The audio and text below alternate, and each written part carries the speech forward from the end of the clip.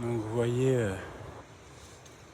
malgré cette brume de sable, nous le voyons un peu plus tôt nous apparaître ce lever de soleil. Donc je vais essayer de lui faire un zoom. Vous voyez, donc on le voit entre ce grand rocher et l'île de la Désirade. Donc je vais m'essayer un zoom. Donc nous sommes au niveau de la plage de Lens-à-la-Gourde. Voilà. Donc voir si j'arrive à vous faire un zoom.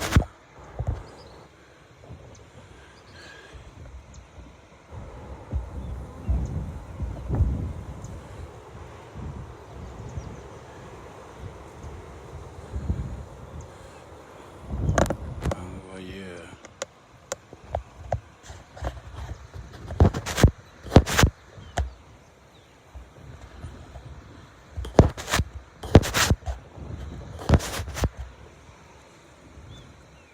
ce lever de soleil. Donc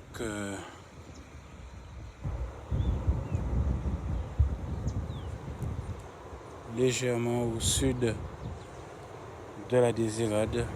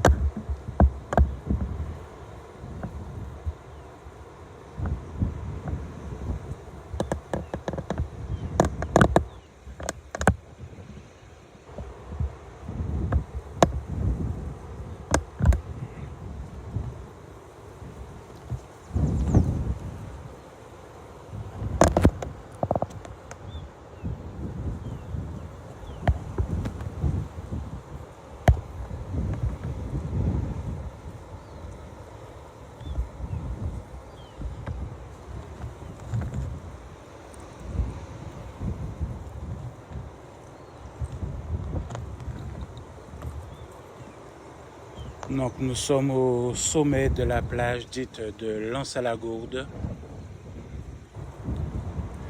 Donc à nos pieds.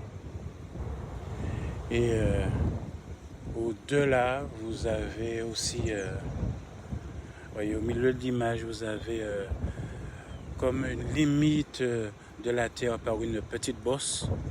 Ben, c'est on l'appelle soit le Morne-à-Plume ou Pointe Tara. Donc tout simplement, qui nous fait face, eh ben, c'est la plage dite de Tara. Et par-dessus les terres, si vous regardez, eh ben, vous verrez discrètement le sommet de la pointe des Châteaux dans le milieu de cet horizon verdâtre. Donc je parle de la partie à droite de l'écran verdâtre. Eh bien, dans sa moitié, en arrière-plan, On voit légèrement le sommet de la pointe des châteaux, mais je vous ferai tout ça un peu plus tard dans un plan panoramique. Donc, je rappelle, à la fois nous sommes en période cyclonique, donc il y a des tempêtes qui se suivent. Il y a les algues sargasses désormais, chaque année, peu importe le moment de l'année, il y en a qui peuvent arriver. Après, on n'en a plus pendant un petit moment, mais maintenant c'est plus souvent que jamais. Et qui profite de ce courant aérien sortant d'Afrique. Donc je rappelle que les cyclones et les tempêtes se forment au niveau d'un point appelé El Niño. Donc, et traverse l'océan, donc où se fabriquent les cyclones, donc à la limite avec l'Afrique et l'océan qui nous regardent. Et à ce niveau de la mer, se fabriquent des tempêtes qui prennent en puissance ou alors qui se réduisent.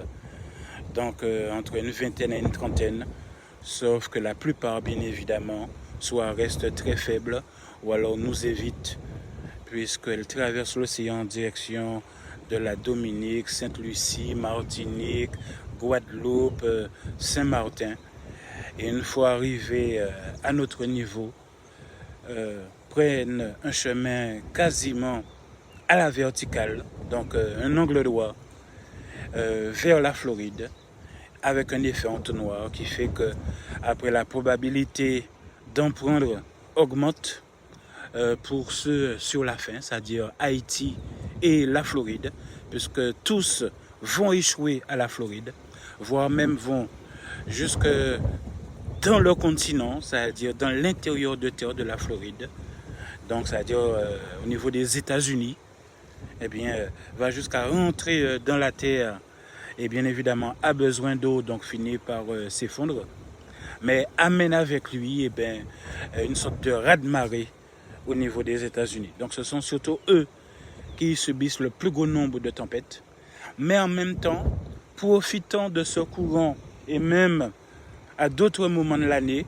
désormais un peu comme les algues sargasses, nous arrivons avec la technologie à pouvoir annoncer, puisque ça a toujours existé, ces nuages de sable qui viennent du désert du Sahara, c'est-à-dire là-bas il y a des tempêtes, on appelle ça des tempêtes de sable, et donc qui surélèvent les grains de sable du Sahara, extrêmement fins, et justement extrêmement fins, donc extrêmement légers, et atteignent des sommets en termes de kilométrage dans le ciel, qui fait qu'ils ne retombent pas tout de suite, et peuvent ainsi profiter de ce courant aérien, ce couloir aérien, de l'Afrique vers les Antilles.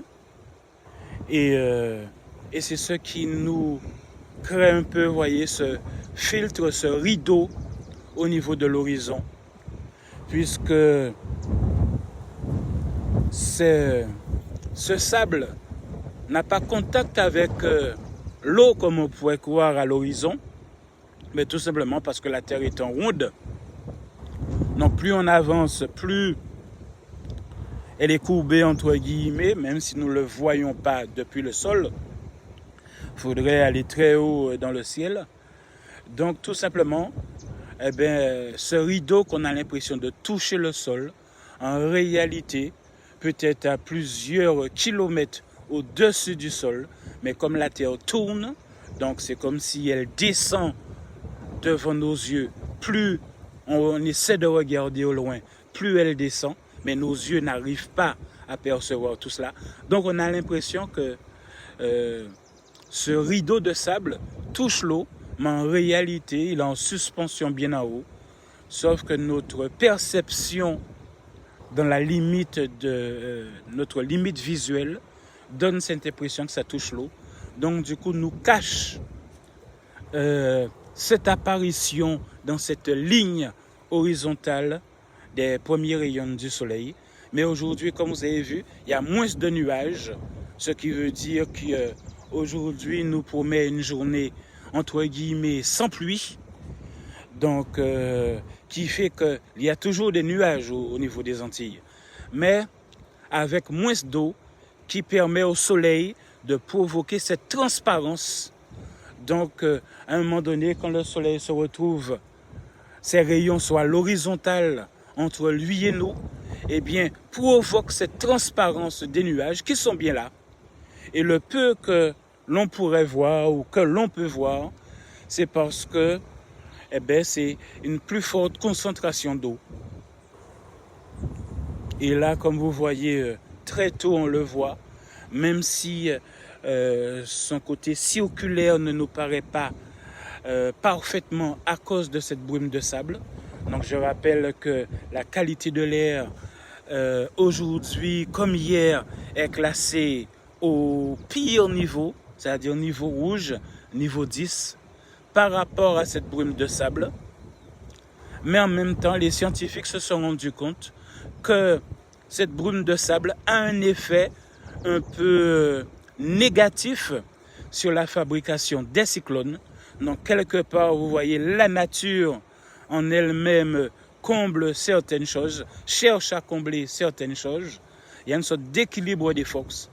Eh bien, tous ces grains dans l'air ont tendance un peu à, j'exagère le mot, à fragmenter un peu, à casser cet équilibre des cyclones, cette compression nécessaire du cyclone. Eh bien, tous ces petits grains, créent une opposition à la fabrication des cyclones.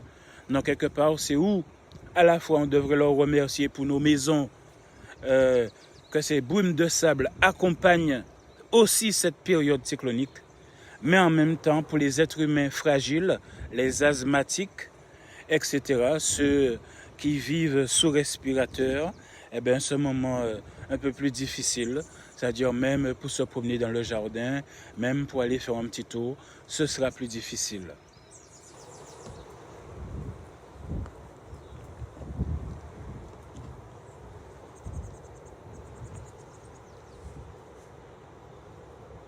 Après, ces personnes sont un peu plus averties que vous. Ça veut dire qu'il existe des respirateurs mobiles.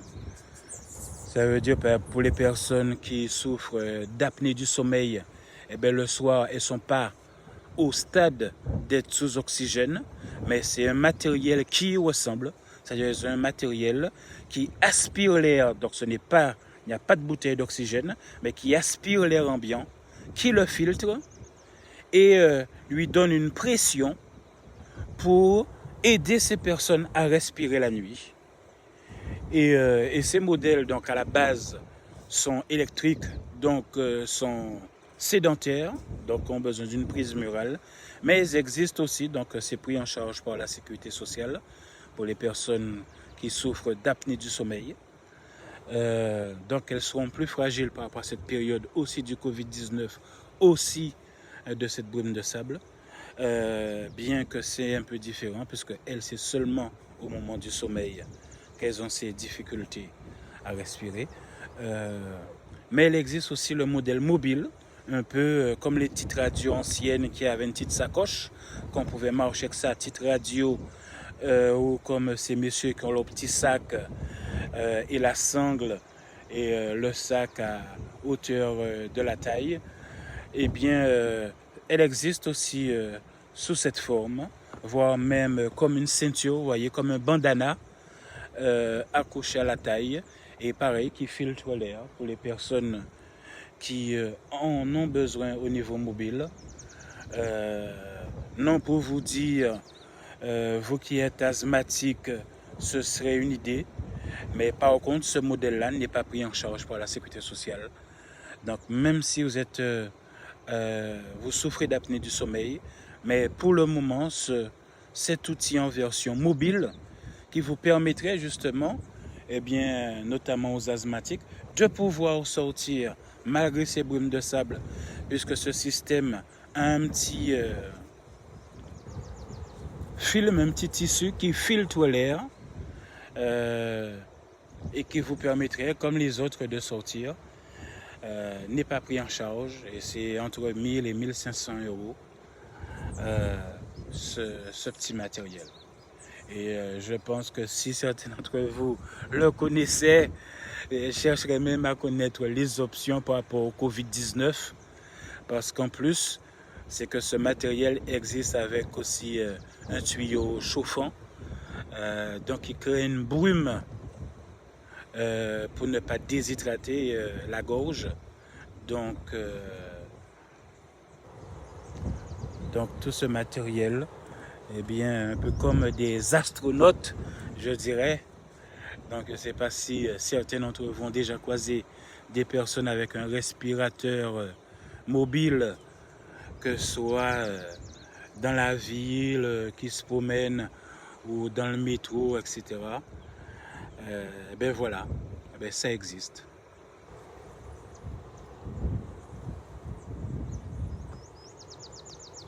Donc vous voyez, en fonction de l'angle par rapport à nous, je dis bien par rapport à nous, eh bien, les rayons du soleil traversent différemment les nuages, qui font que, il y a encore un instant, on le voyait presque parfaitement rond, que maintenant, eh bien, on voit comme si apparaissent des nuages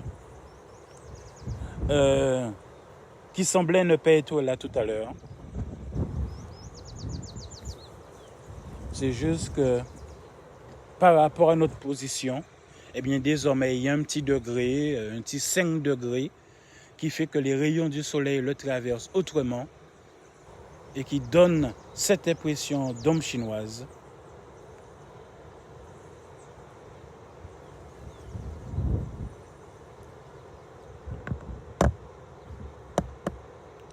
Donc nous sommes au sommet de la plage Anse-à-la-Gourde. Et vous voyez qu'en ce moment, le soleil se lève non plus toujours à l'est, bien évidemment, puisque la Terre tournant est-ouest. Donc le soleil, dans cette illusion d'optique, nous apparaît, peu importe l'endroit où nous sommes sur Terre, de toute façon du côté est.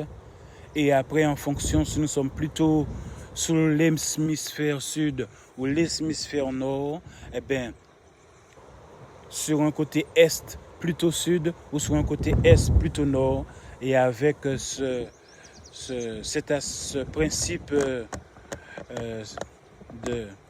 du solstice d'été, du solstice d'hiver, donc la Terre qui est légèrement inclinée, son sommet, donc son côté nord, légèrement vers l'avant, donc qui crée un faux pôle nord par rapport à son inclinaison, un moment particulier où elle tourne autour du soleil, comme en un autre moment, eh bien, la planète donne l'impression de se redresser, donc plus vers son vrai pôle nord physique, qui fait que des fois, votre boussole ou ceux qui sont dans le domaine aérien ou du nautisme savent qu'il y a le pôle nord physique, c'est-à-dire l'hémisphère, le sommet de la planète, comme le bas de la planète, mais en fonction de son inclinaison, toujours par rapport au soleil bien évidemment, eh bien il y a un faux pôle nord ou un vrai pôle nord virtuel qui se crée par rapport à l'inclinaison de la planète. Alors je vais essayer, donc toujours toi direct Facebook. Donc je vais essayer de vous faire des plans panoramiques et des zooms pour chaque caméra. Donc vous voyez donc ce lever de soleil en ce moment plutôt du côté des Irades.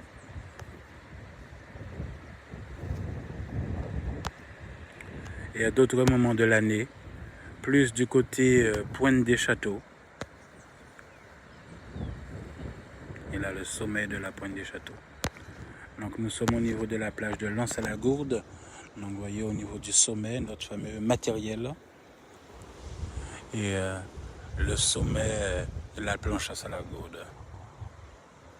Voilà. Donc je ferai pareil pour chaque caméra. Donc j'essaierai sans tout abîmer vous faire un petit plan panoramique pour chacune. Et je m'excuse donc du petit bruit ou des manipulations quelque peu artisanales.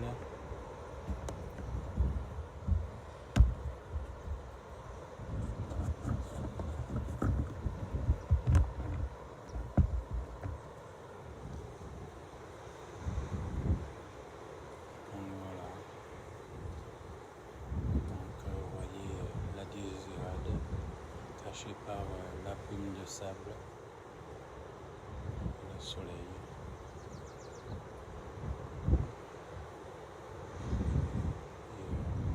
Et là, sur le morne, Pointe à Plume ou Pointe de Tara, avec la plage de Tara ici. Et la Pointe des Châteaux en arrière-plan, par ici, la Pointe des Châteaux. Avec sa croix. Là, nous sommes au niveau de la plage en Saint-Laguerre. Oui, nous sommes montés notre fameux matériel. Nous sommes montés au niveau des terrasses à Wawa. Nous irons faire un tour tout à l'heure après. Et merci à vous d'être parmi nous.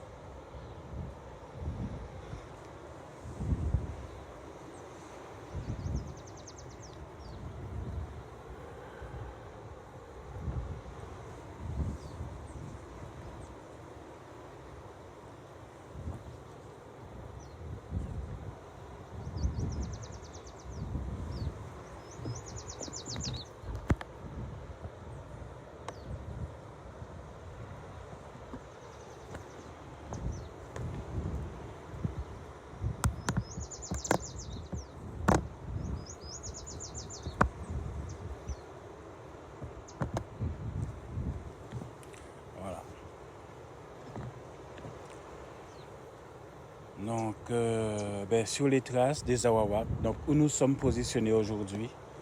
Alors, je rappelle que des traces ont été retrouvées, analysées et ont prouvé, donc ces objets ont prouvé qu'ils avaient été fabriqués plus de 3000 ans avant la naissance de Jésus-Christ, puisque le repère un peu en termes de date, c'est la naissance du Christ, qu'on y croit ou pas, d'accord. Donc, ces traces, pour avoir un repère, eh bien, ont été datées, existent, avoir été fabriquées aux environs de plus de 3000 ans avant Jésus-Christ, donc en Guadeloupe. Mais ça ne veut pas dire que des êtres humains ne vivaient pas là. Ces êtres humains n'étaient pas là bien avant, puisqu'à l'époque, ces êtres humains, tout simplement, utilisaient de la terre cuite, utilisaient des ossements d'animaux, des dents d'animaux, etc., des cornes d'animaux. Donc tout ça, c'est biodégradable. Donc fallait-il réussir à en trouver sous les terres, comblées, etc. Donc le peu qui ont été trouvés ont montré que les premiers habitants, entre guillemets, de toutes les Caraïbes, donc de Cuba, puisque je vous parlais au niveau des cyclones d'Haïti puis la Floride, mais l'arc des Antilles fait une courbe, un peu comme j'ose pas dire un S, non, c'est-à-dire il y a Guyane, ça monte, donc d'abord il y a l'Amazonie, en ce moment on se dit tous que les Amérindiens sont en Amazonie, donc vous voyez au niveau du Brésil, donc de la Guyane, et après ça remonte toutes les petites Antilles, donc la Guadeloupe, Saint-Martin, et ça continue jusqu'à Haïti, mais aussi Cuba. Et on dit, eh ben, toutes les Antilles, c'est comme la Chine, c'est les Chinois. En France, eh ben, c'était les Français, les Francs, etc. En Espagne, c'était les Espagnols. Eh bien, en Amérique, c'était les Indiens, il y a plusieurs siècles. Eh bien, la Caraïbe, de Cuba jusqu'à la Guyane et l'Amazonie, eh bien, c'était les Awawa, qu'aujourd'hui certains les appellent les Amérindiens. Pourquoi? Parce que, donc, des traces ont été trouvées qui prouvaient leur existence plus de 3000 ans excusez-moi, bien évidemment, ça peut être que avant, que 3000 ans avant la naissance du Christ, sachant que les premiers colonisateurs venant d'Europe, c'est-à-dire qu'ils soient portugais, espagnols, anglais, français, donc je parle sur toute la Caraïbe, sont venus vers les 1400, etc. Donc ces êtres humains ont vécu à l'écart de toute l'Europe. Donc l'Europe d'aujourd'hui ignorait que ces terres existaient, donc toutes ces arcs des Antilles, ignorait même que l'Amérique existait, parce qu'à l'époque il y avait aussi la théorie, et il y a un plus grand nombre d'êtres humains qui pensaient que la Terre était plate.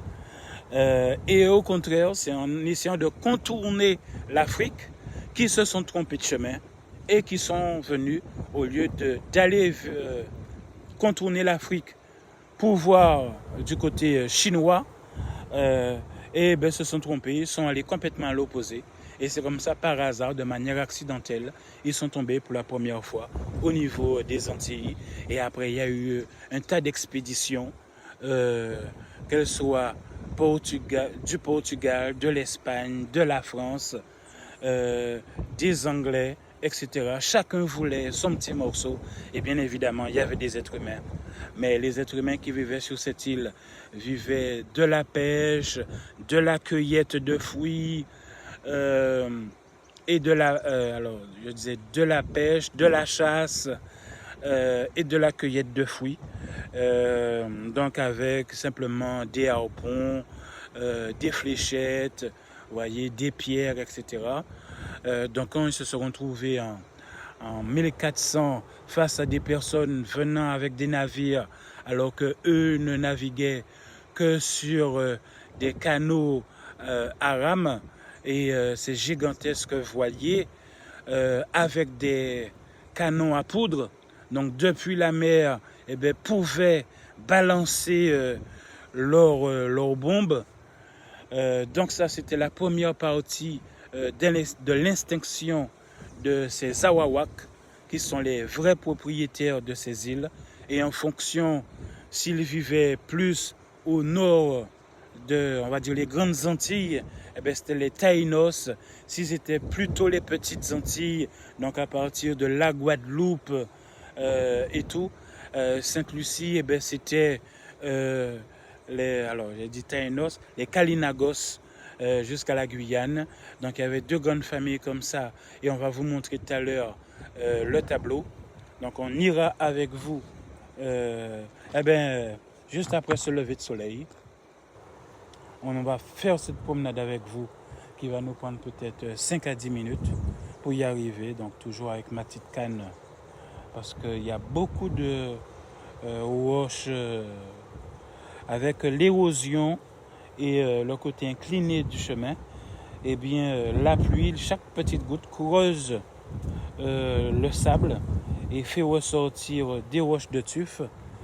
Donc, qui fait que même à vélo, ce serait extrêmement dangereux à monter, puisque les roches roulent, même sous nos pieds quand on marche. Donc, avec une canne, ça devient un petit peu dangereux. Donc, c'est pour cette raison que ce matin, j'étais déjà un petit peu en retard. Je ne m'imaginais pas que je marchais aussi lentement avec la canne. Donc j'ai mal fait mon calcul et je craignais d'arriver en même temps dans la nuit et avec toutes ces pierres donc chuter. Donc j'ai attendu un petit peu, mais le fait de marcher jusqu'ici, j'arrivais hyper juste par rapport à ce lever de soleil. Pour ceux qui verront le replay. De toute façon, vous verrez l'état du chemin, parce que tout à l'heure, nous irons terminer ce lever de soleil. jusqu'aux traces, faire cette petite marche avec vous et vous remontez les tableaux. Et la deuxième chose qui est exterminer ces êtres, ces habitants, ces vrais propriétaires des îles. Et je rappelle qu'en Guyane, donc il commence par le bas, et c'est moi qui le dis, alors je ne serai pas là pour voir la fin, parce que l'être humain pour le moment, sauf peut-être de notre vivant, l'on trouve le petit truc, à force de chercher des choses contre le virus actuel, on trouve le petit truc qui rend peut-être un peu l'être humain presque, parce qu'il faut se rappeler qu'il n'y a pas si longtemps, au Moyen-Âge, donc, eh bien, toujours à cette même époque, des conquistadors, etc., de ces conquérants qui ont voulu, de ces colons, premiers colons qui sont venus embêter les Awawaks sur leur terre, eh bien, il y a eu, donc je vous disais, une deuxième extinction, c'est que ces êtres européens qui, eh bien, dans leur croisade, etc., ou tout simplement la vie, faisait qu'ils ont rencontré des virus. Donc, durant les siècles, et qui fait qu'eux-mêmes ont dû changer d'hygiène de vie. Ça veut dire tout simplement, eh bien, oui, je vous disais, eh bien, au Moyen-Âge, eh bien, la moyenne d'âge, recherchez dans vos manuels scolaires, les gens n'allaient pas jusqu'à 40 ans. C'était extrêmement rare qu'au Moyen-Âge, que des êtres humains arrivent jusqu'à l'âge de 40 ans.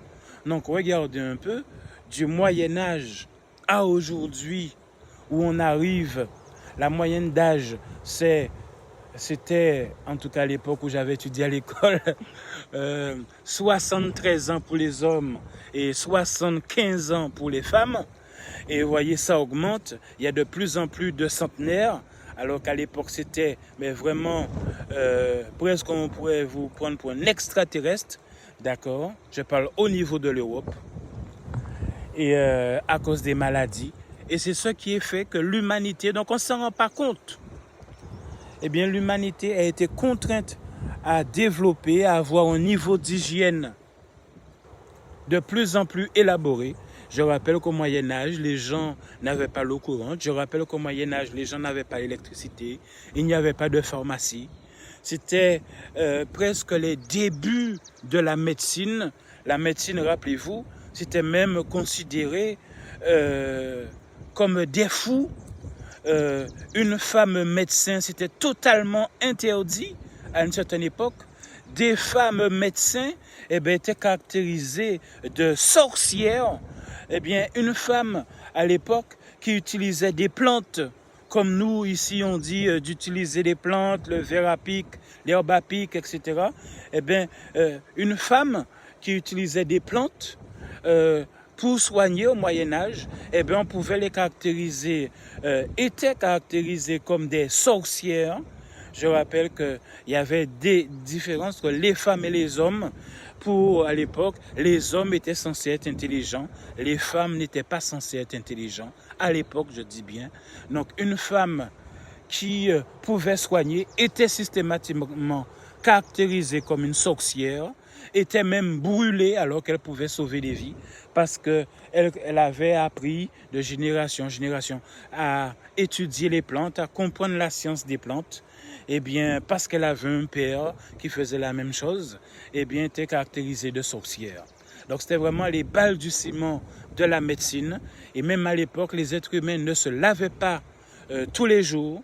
Et ça a fort justement, je parle de l'Europe, que de connaître des virus, des maladies qui faisaient que les êtres humains pouvaient mourir et on ne comprenait pas. Et tout simplement, ils ont compris qu'ils pouvaient éviter certaines maladies tout simplement en rehaussant leur niveau d'hygiène. Ça veut dire en se nettoyant, en faisant leur toilette plus régulièrement. Eh bien, il y avait des personnes qui pouvaient, oui, des personnes, comme aujourd'hui on voit des clochards, on pourrait s'imaginer qui pourraient passer l'année sans se doucher, le mois sans se doucher, la semaine sans se doucher, et même aujourd'hui s'organiser pour qu'ils puissent avoir accès à des lieux pour se doucher. Eh bien, Je sais qu'à Paris, par exemple, quand vous êtes au chômage, quand vous avez la carte qui prouve que vous êtes au chômage, l'accès aux piscines est gratuite, les bibliothèques sont gratuites, donc du coup vous avez accès aux toilettes pour aller aux toilettes, aux douches pour les piscines, parce que pour aller à la piscine, il faut passer par la douche.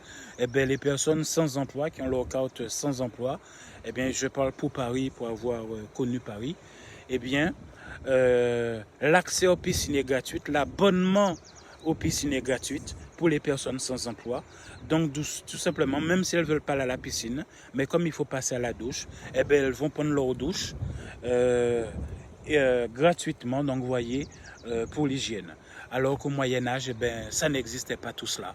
Pour ceux qui ne connaissent qu'aujourd'hui et qui oublient leur manuel scolaire, il y avait tout un tas de maladies.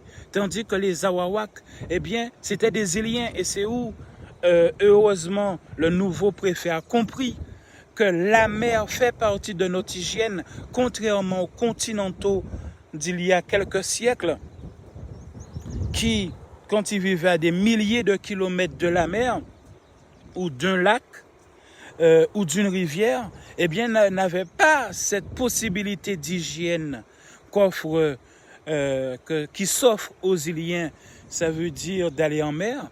Moi, tout petit, je m'étais rendu compte, sans être scientifique, sans être diplôme, et beaucoup d'entre vous, quand on avait un petit bobo et qu'on allait à la mer, ça guérissait. Et après, en grandissant, quand on tombait à bicyclette et qu'on avait de plus grands bobos, les adultes nous disaient, il faut aller prendre des bains de mer, etc. Et ça va faire guérir le bobo. Et c'était vrai. Et c'était vrai. Même les ongles, pour les gens qui rongent leurs ongles, le fait d'aller à la mer, le fait d'aller à la piscine pendant au moins 1 heure d'être dans l'eau, je ne sais pas pourquoi, mais ça nourrit les ongles.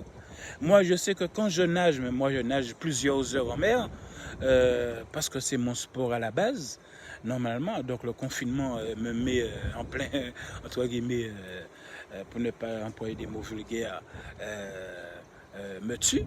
Quand je ressors de l'eau, mes ongles, je suis obligé de les tailler quasiment tous les 2 jours. Et si je ne taille pas au niveau des pieds, ils grandissent tellement vite qu'ils blessent les orteils d'à côté. Donc nous, Iliens, sans même cette nécessité de la médecine, naturellement, donc les Awawaks, le fait de pouvoir se baigner tous les jours, avait déjà une hygiène de vie plus avancée que les Européens, tout simplement parce qu'ils étaient des continentaux. Donc il n'y a pas de mer, il n'y a pas de lac, il n'y a pas de rivière partout. Donc tout le monde n'est pas le même niveau d'hygiène. Et ceux qui salissent le lac ou qui salissent en amont la rivière, si vous êtes en contrebas, vous avez les saletés de la rivière qui pouvaient faire, même pour les continentaux, qu'une rivière pouvait transporter des maladies parce que ceux en amont de la source la contaminaient.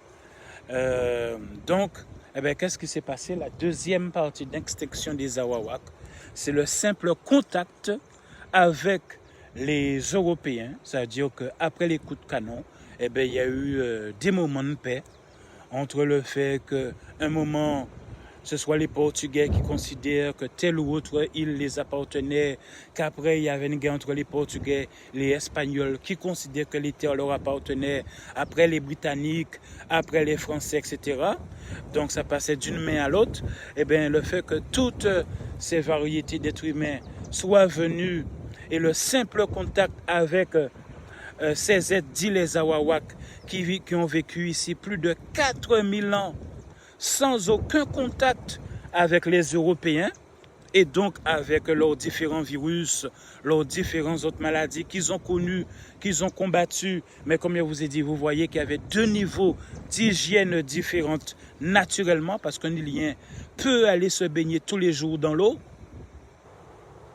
tandis qu'un continental, je parle à la même époque, ça veut dire que ce soit à l'époque du Christ, que ce soit 500 ans avant ou après le Christ, les Awawaks, 3000 ans avant le Christ, venaient se baigner déjà tous les jours. Tandis qu'au Moyen-Âge, on ne se baignait pas tous les jours. C'est-à-dire plus de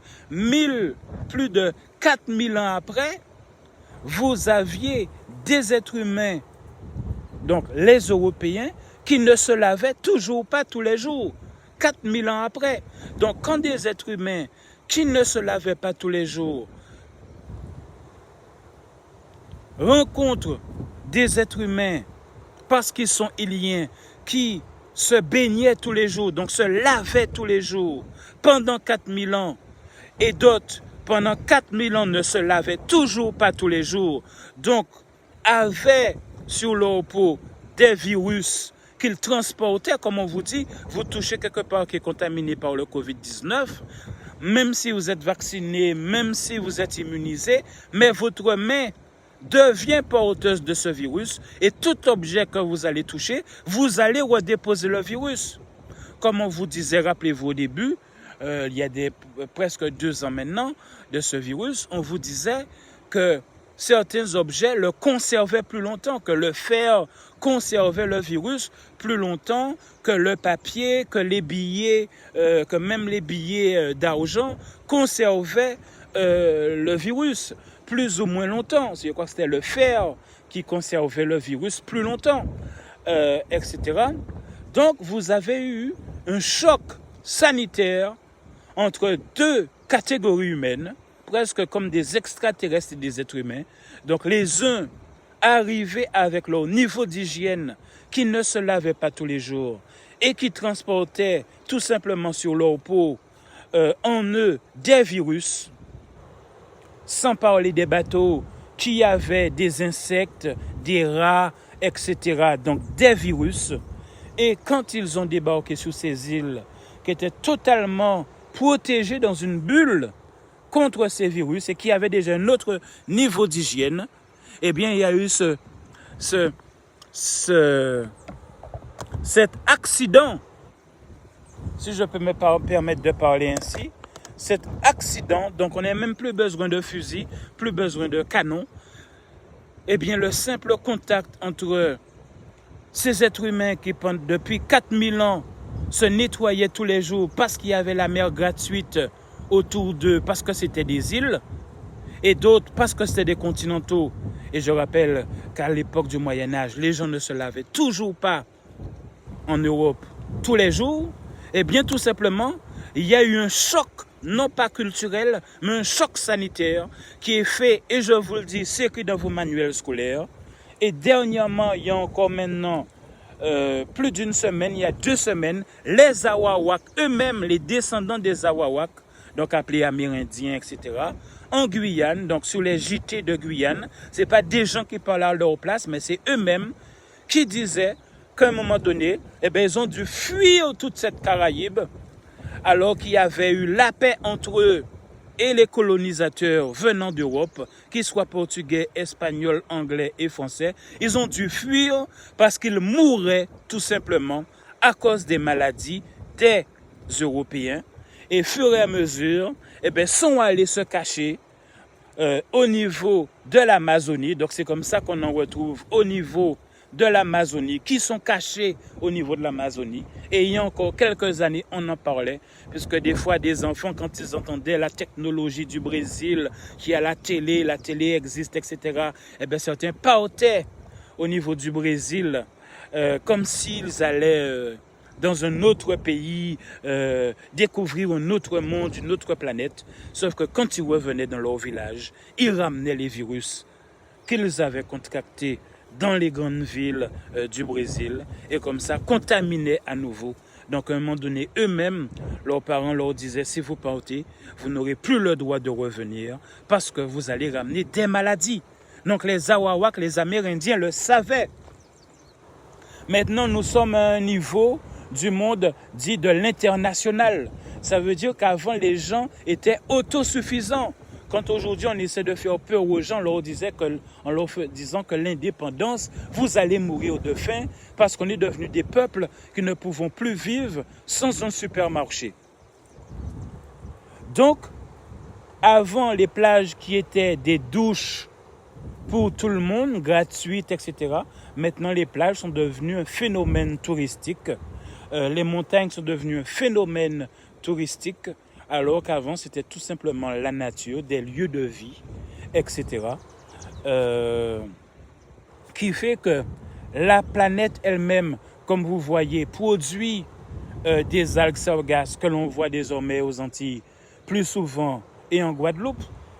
Les cyclones, on les voit plus souvent aux Antilles et en Guadeloupe et de plus en plus fort. Donc c'est la nature qui les fabrique. Des tremblements de terre, parce que je rappelle que la Caraïbe, l'arc de la Caraïbe existe grâce au frottement des plaques tectoniques. Alors si vous ne comprenez pas le langage, retournez dans vos manuels scolaires. La planète est constituée de plaques, ce n'est pas un seul bloc. La planète a des fissures qu'on appelle des plaques tectoniques. Et ces fissures, en bas, il y a du plasma, enfin, la lave, comme on dit.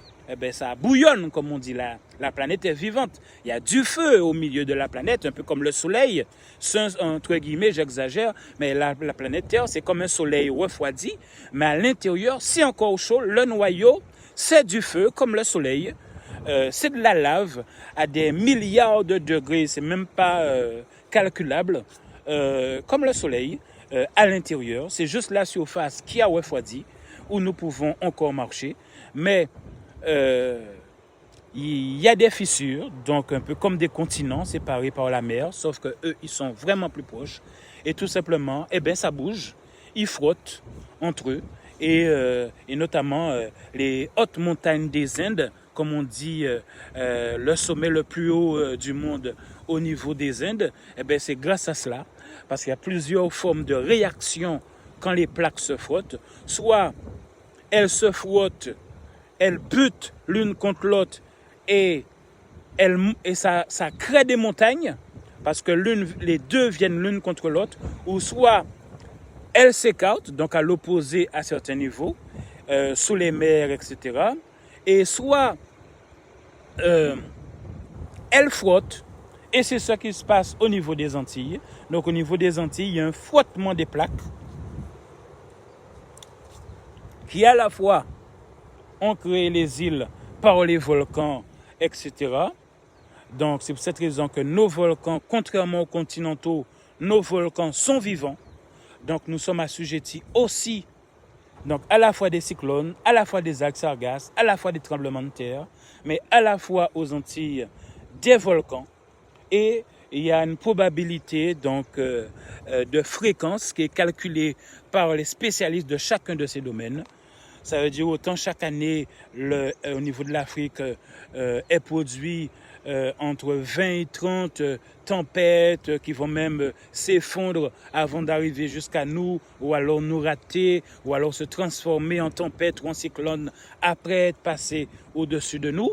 Donc, pour nous, ce sera juste des nuages et une petite pluie, et c'est seulement après qu'elles deviendront des tempêtes, etc. Donc, il y a des calculs qui sont faits par les spécialistes des domaines de la météo, il y a des calculs qui sont faits par les spécialistes des volcans, il y a des calculs qui sont faits par rapport aux spécialistes des plaques tectoniques, donc des tremblements de terre, qui vous disent qu'il y a des fréquences tous les 30 ans, tous les 200 ans, il y aura un méga, soit tremblement de terre, une méga explosion du volcan, un méga cyclone, et les fréquences ne sont pas les mêmes pour les méga cyclones, qui sont à peu près, je crois, tous les 20-30 ans. Donc, dans une vie, vous verrez à tous les coups au minimum 1 à 2, voire 3 méga cyclones faire des méga catastrophes au niveau de la Caraïbe. Ça, vous en verrez. J'ai vu Hugo. Maria n'est pas passé sur nous, mais on a vu ce que ça a fait au niveau de Saint-Martin. Donc, vous voyez, les probabilités ne sont pas les mêmes. Et pourtant, entre-temps, le cyclone, depuis que ce vivant, n'a pas pété, mais il est prévu qu'il pète. Donc, pareil, la planète produit tout ça en dehors de l'influence des êtres humains. Ça n'a rien à voir avec les êtres humains. Et bien, pareil, la planète produit aussi des virus. Et en fonction des comportements de vie à ce moment-là des humains, les Awawa qui vivaient en totale autarcie, eh bien, on peut vivre 4000 ans sans les maladies de l'Europe et de la Chine, etc. Parce qu'ils avaient une hygiène de vie différente. Comme on a vu en Chine, ils portaient déjà les masques bien avant l'apparition de ce virus parce qu'ils ont une hygiène de vie totalement différente, un peu comme les Awawak, qui avaient une hygiène de vie différente en 1400, qui se baignaient déjà tous les jours, tandis qu'en Europe, on ne se baignait pas encore tous les jours. Donc, en fonction des pays, les hygiènes de vie sont différentes. Mais la planète, elle fait ses affaires. C'est-à-dire, la planète produit ses virus, et ces îles étaient protégées de tous ces virus de l'Europe grâce aux océans, grâce au fait que les êtres humains ne maîtrisaient pas la navigation, c'est-à-dire ces grands bateaux, ces ingénieurs qui ont fini par construire ces grands bateaux. Alors, je rééquilibre la caméra pour que vous ne ratiez pas le soleil. Et donc il y a eu un choc entre les Awawak qui vivaient presque, j'ai envie de dire, dans une pureté avec la nature, avec une hygiène presque, j'ai envie de dire, parfaite, du fait de se nettoyer tous les jours, et des personnes venant de l'Europe à l'époque, donc les conquistadors portugais, espagnols, anglais, donc britanniques, français, chacun voulait sa part. Donc nous allons tout à l'heure faire poursuivre cette promenade pour vous montrer les tableaux qui le disent de toute façon. Donc il y a eu ce choc, non pas simplement culturel, non pas ce choc de guerre et de conquête avec des fusils, donc non pas simplement ça, mais à un moment donné les Awawak, et c'est eux-mêmes, c'est où je vous dis, il faut à un moment donné, quand on sait ce qui se passe en Chine, on sait ce qui se passe aux États-Unis, on sait ce que toute la vie privée des stars qu'on ne rencontrera jamais de notre vie, il faut un minimum savoir ce qui se passe et l'histoire réelle d'ici, du lieu où vous vivez. Eh bien, sur Télé Guyane, ou si vous préférez Guyane Première ou RFO Guyane, eh bien, il y a encore une dizaine de jours à 2 semaines, ce sont les descendants des Awawak eux-mêmes. Donc aujourd'hui, on les appelle les Amérindiens parce que tout simplement, on leur donne des noms différents en fonction du siècle et tout. Et après, de la linguistique de ceux qui colonisent. Donc vous verrez, eh bien, les mots ont changé parce que la prononciation entre l'espagnol, le portugais, le français fait qu'on interprète et on prononce différemment. Donc on les appelait aussi les Caraïbes. À une époque, on les appelait les Caraïbes. Aujourd'hui, parce qu'on considère que géographiquement, ils sont plus près de l'Amérique que n'importe quel autre continent, eh bien on les appelle les Amérindiens. Donc pour dire Amérique. Or, les mêmes êtres humains, on les appelait les Caraïbes.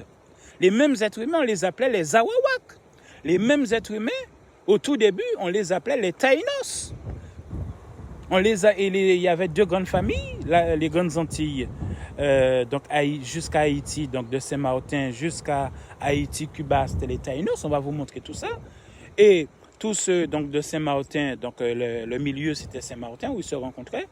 Et comme par hasard, on voit que Saint-Martin, c'est une île aussi un peu particulière. Vous voyez, il y a plusieurs États sur une même île. Donc c'est un lieu de rencontre. Déjà, il y a plus de 4000 ans, eh bien, les Taïnos venaient rencontrer les Kainagos à ce niveau-là, au niveau de Saint-Martin.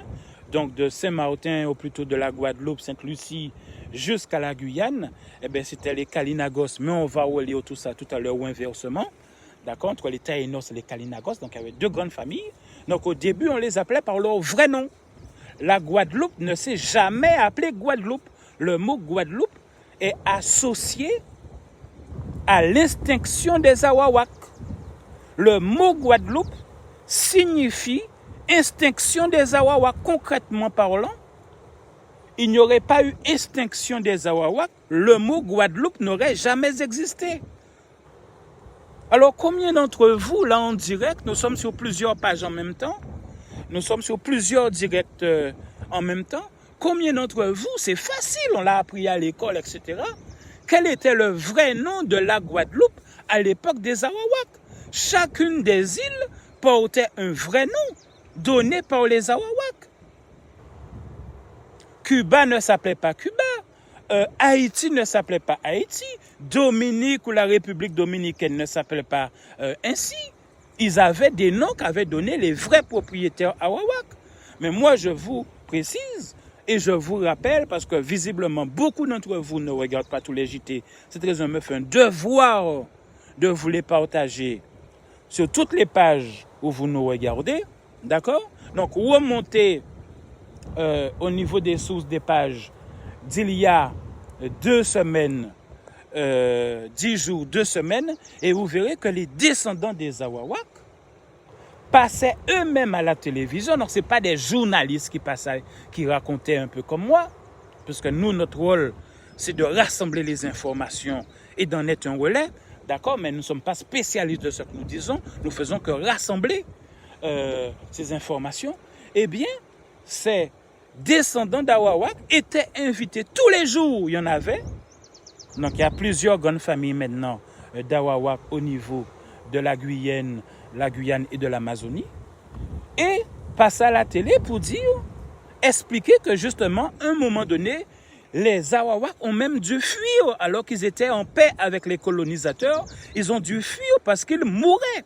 À l'époque, il n'y avait pas le côté vaccin. Oh, ils connaissaient la faune et la flore qui les soignaient habituellement depuis 4000 ans. Je rappelle qu'on a trouvé des traces, je vais vous montrer le tableau tout à l'heure, même en Guadeloupe, qui avait plus de 3000 ans avant Jésus-Christ. Oh, c'est des choses en terre cuite, etc. Donc biodégradables, ce qui ne veut pas dire qu'il n'y en avait, qu'ils n'existaient pas, qu'ils n'étaient pas là, peut-être 10 000 ans avant Jésus-Christ, sauf que les objets, on n'a pas fouillé assez profondément, au bon endroit, ou que ces objets, tout simplement, se sont autodétruits, donc biodégradables, donc n'ont pas tenu les 10 000 ans, etc. Par rapport à la technologie d'il y a 10 000 ans, eh bien, c'était peut-être en bois, des choses comme ça. Donc, ça n'a pas tenu et tout. Ou alors, ils ébroulaient eux-mêmes et s'amélioraient. Donc, les anciens eux-mêmes, peut-être, les détruisaient pour fabriquer de nouvelles choses, comme aujourd'hui, on appelle le recyclable. Donc, peut-être eux-mêmes le faisaient déjà. Donc, on a trouvé que des traces d'il y a plus de 3000 ans avant Jésus-Christ. Donc, vous imaginez 3000 ans avant Jésus-Christ, aujourd'hui on est en 2000 après Jésus, ça veut dire il y a 5000 ans. Donc ces gens, sans les Européens, ont vécu plus de 4000 ans parce que les Européens sont venus vers 1400 après Jésus. Donc vous voyez, 4400 ans sans la présence d'étrangers parmi eux. Eh bien ces personnes ont fini par fuir parce qu'ils tombaient malades. Que la faune et la flore, pourtant qu'ils connaissaient depuis 4000 ans, n'arrivaient pas à combler, voyez, cette abondance de virus qui arrivait des Portugais, des Espagnols, des Britanniques, des Français, parce que plusieurs îles, comme la nôtre, ont été colonisées par plusieurs origines différentes. Donc, ils venaient aussi avec leur virus. Donc, à un moment donné, les Caraïbes ont dû fuir. Et c'est ce qui était dit sur Guyane première par leurs propres descendants. Parce qu'il y en a encore en Guyane. D'accord? Comme il y en a à Dominique à côté de nous, etc. Et certainement ailleurs, mais de petites familles. Mais ils sont plus nombreux en Guyane. Et le gouvernement français, il y a 3 à 4 ans, leur avait dit, on va non pas vous restituer toutes vos terres. Ce serait difficile et malhonnête et faux, mensonger de dire ça, puisqu'entre-temps, vous avez produit ce qu'on appelle des actes notariés en offrant, en vendant, mais quelque part en offrant, en revendant des terres qui ne vous appartenaient pas, que vous avez obtenues par la violence. Il faut que les choses soient claires. Aujourd'hui, on met en prison les gens qui font acte de violence, mais à l'époque, eh bien, quand un gouvernement faisait acte de violence envers un autre peuple, c'était considéré comme normal. C'était la nature, on disait. Et donc, ils ont fui. Et il y a 3-4 ans, le gouvernement français a dit, pour la Guyane, on veut vous restituer une partie de vos terres. Une infime partie de vos terres. Sauf que le gouvernement étant malin, un colonisateur ne va jamais vous rendre aussi facilement même un petit peu de ce qu'il vous a pris, eh bien, trouve des astuces, des prétextes administratifs, des prétextes juridiques pour dire la difficulté, l'impossibilité actuelle de vous rendre. Pourquoi je vous le dis les gens? Parce que moi, au moins, j'ai un parcours, pour ceux qui me connaissent, un parcours de domaine juridique. Ils vont créer, le gouvernement va créer ce qu'on appelle un précédent juridique. Ce qui veut dire que si la France rend il ne serait-ce qu'une partie qui est calculable en termes de pourcentage de la Guyane aux Amérindiens, donc la France trouve des prétextes en disant oui, mais ils ne s'entendent pas bien sur le partage. Mais qu'est-ce qui t'empêche, toi, de dire voilà exactement, géographiquement, voilà les limites de la terre qui vous est restituée. Voilà un acte notarié au nom des Amérindiens. Et s'ils le font, on liste les trucs sans mettre les détails, comment on appelle ça, de division entre membres des différentes grandes familles. Eh bien, la France ne le fait pas parce qu'elle va créer un précédent. Un précédent, ça veut dire que, au niveau juridique, eh bien, dans les années suivantes, les centaines d'années suivantes, eh bien, les Awawaks pourraient remonter, leur héritier pourrait remonter l'arc des Antilles et demander à chaque gouvernement de leur rendre une partie, sous la base du pourcentage qui a été rendu en Guyane, de rendre une partie de ces terres sur toutes les îles aux Awawaks. Et on appelle ça créer un précédent. Bonjour. Ah oui, je ne vous ai pas reconnu. Oui. Hein? Yes. Bonjour.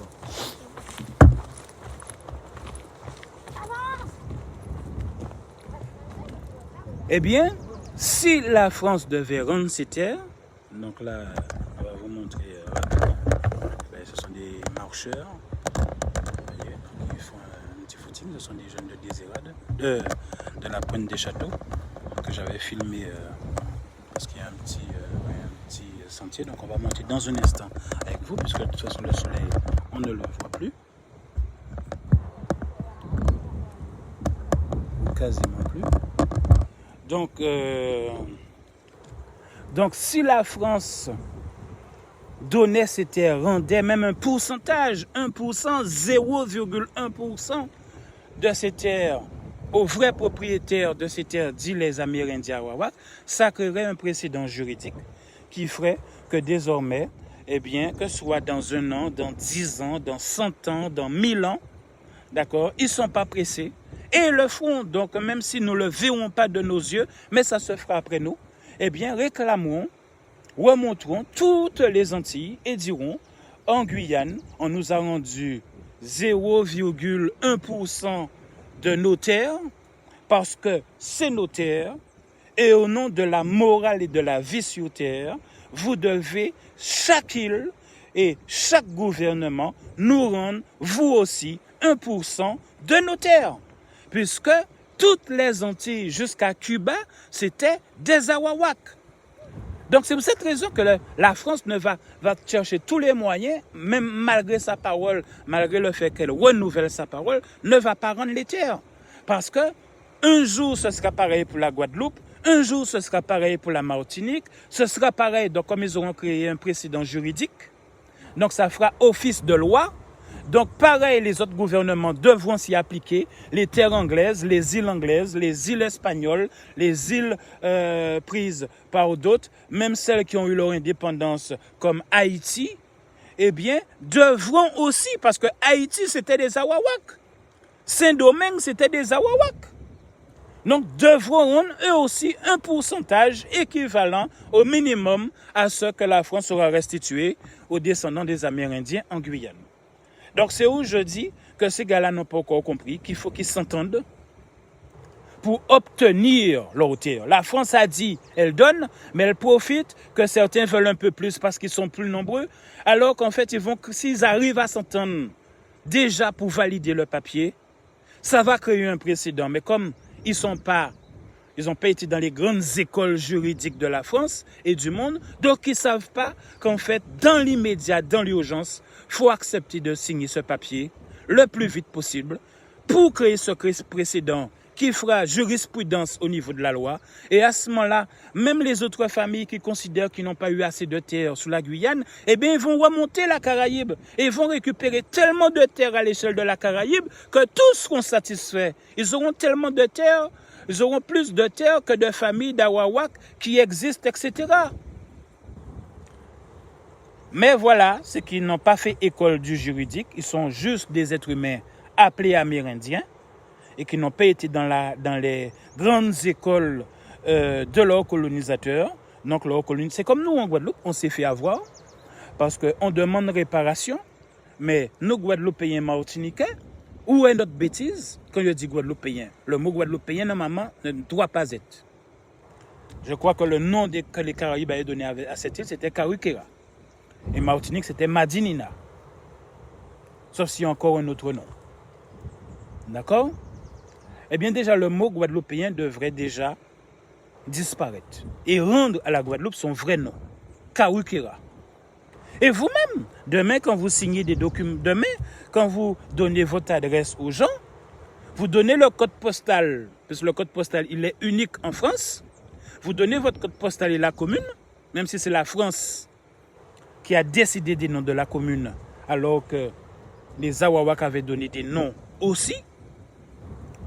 Vous pouvez mettre le code postal, la commune, mais au lieu de mettre Guadeloupe, vous mettez Karuikera, rien que pour emmerder les gens. Parce que le vrai nom de l'île, c'est Karuikera. Sauf si encore un nom plus ancien, mais le mot Guadeloupe est assimilé à l'extinction des Awawak, à l'esclavage qui a succédé à tout cela. Et vous verrez, c'est écrit sur le tableau que l'on va voir dans un instant. Là, le soleil est bien monté, donc à chaque caméra, on va faire un petit zoom là-dessus. Je vais les réinstaller sous le pied et on va marcher ensemble jusque là-bas. Après, je devrais raccorder chaque caméra après à des batteries pour être sûr que ça ne coupe pas pendant la promenade ou une fois qu'on sera installé là-bas. Donc, vous voyez, il y a tout un processus. Donc, pour revenir à ce virus, les gens, ce n'est pas dans la division. Et c'est où je félicite le porte-parole historique, enfin, du parti politique historique des indépendantistes de la Guadeloupe, qui est passé sur tous les médias traditionnels et officiels. Et s'il le faut même, nous l'inviterons, si ça ne vous embête pas trop, pour une mini-conférence de presse sur toute notre plateforme ici présente. Pour lui faire redire ça, il appelle tous les groupes indépendantistes à une cohésion sur l'urgence sanitaire qui est, il y a des gens malades et il faut arrêter de dire aux gens de ne pas se vacciner. Il faut arrêter cette phrase-là. On se vaccine et on ne mélange pas les combats. Le combat que vous dites indépendantiste, Zoké fait en parallèle, mais entre-temps, laissez ces mounas vacciner. Arrêtez de diaboliser le vaccin. Laissez ces mounas vacciner. Donc c'est où je le félicite publiquement via nos pages. Et je lui enverrai même un petit mot, puisque j'ai le portable. En tant que média, on développe des réseaux. Donc, on a des numéros de téléphone. J'ai les numéros de plusieurs, je parle de portables,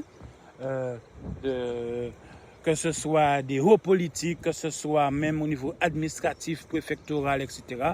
Puisque quand on fait de la télévision depuis presque 25 ans et plus, eh bien, on a des numéros et les numéros ne changent pas. Eh bien, pareil, que soient les partis politiques, droite, gauche, des sénateurs, des anciens ministres, eh bien, j'ai leur portable personnel. C'est-à-dire, Michel Chauvi, on y portable.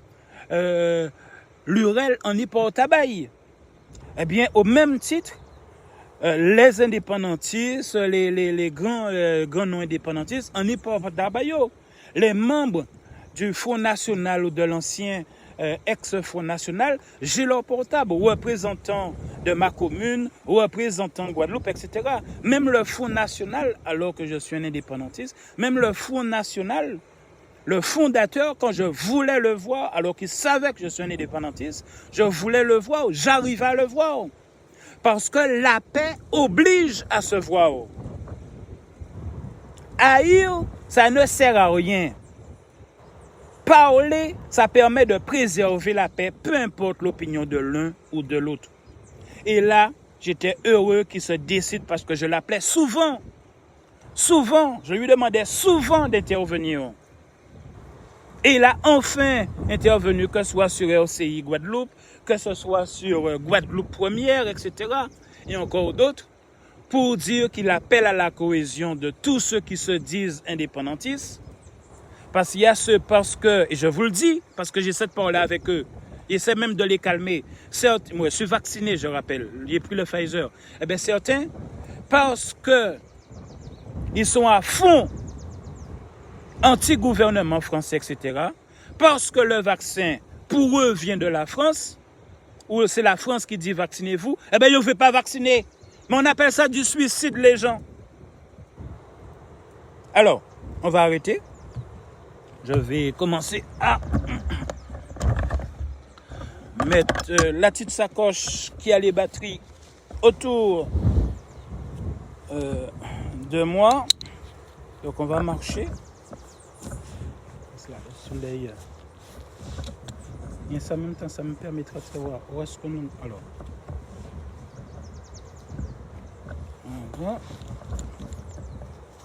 ça me permettra de savoir où est-ce qu'on en est au niveau batterie. Alors, je prends une caméra après l'autre. Donc, voilà, donc c'est le lever de soleil. Au niveau de la pointe à Cabri, je me suis arrêté un petit peu avant le sommet. Au niveau de la plage à la Gourde, sur le lever de soleil. Et la pointe des châteaux, on la voit ici. Voilà. Avec ce lever de soleil au-dessus de la Désirade. L'île de la Désirade.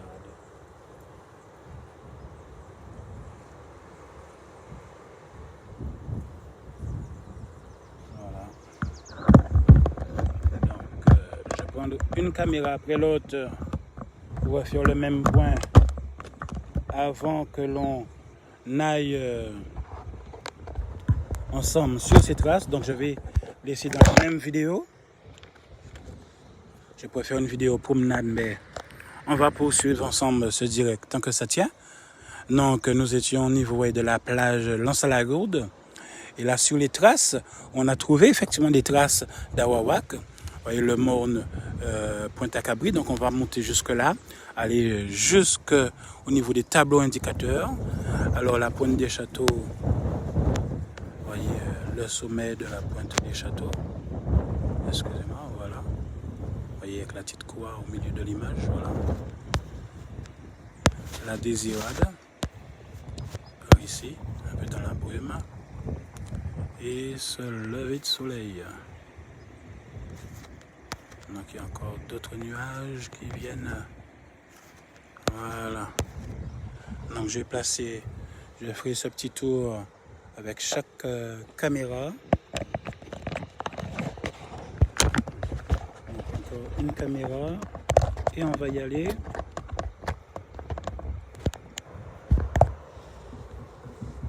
Alors, je sécurise la caméra que j'ai retirée.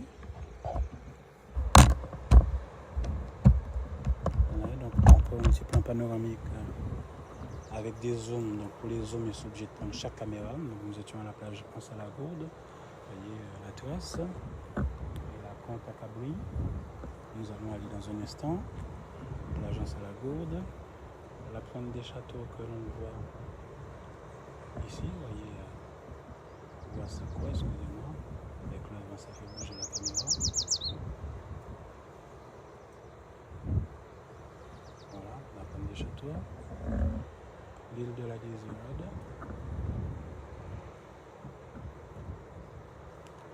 et notre fameux lever de soleil.